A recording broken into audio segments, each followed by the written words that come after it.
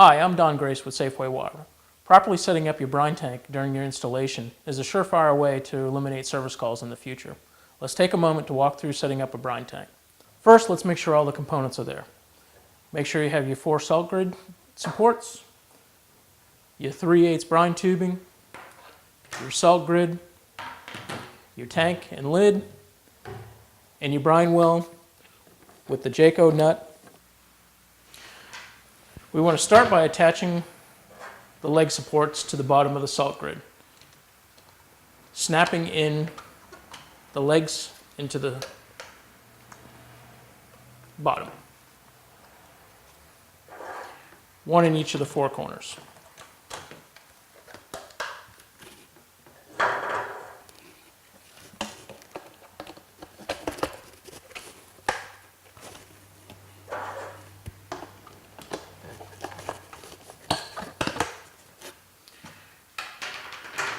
Next, we're going to identify the hole on the side of the brine tank and line that up with the larger hole in the salt grid, with the large hole in line with the small hole for the tube. Then you're going to push the salt grid all the way to the bottom of the tank.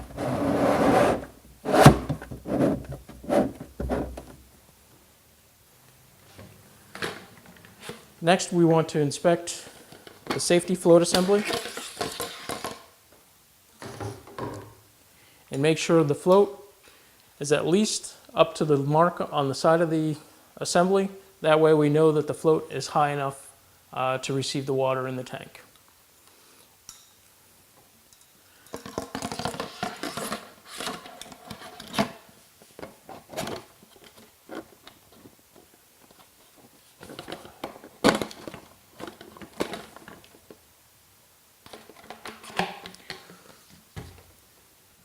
Inserting the brine well into the larger hole so that the hole in the side of the tank is in line with the fitting on the side of the safety brine well.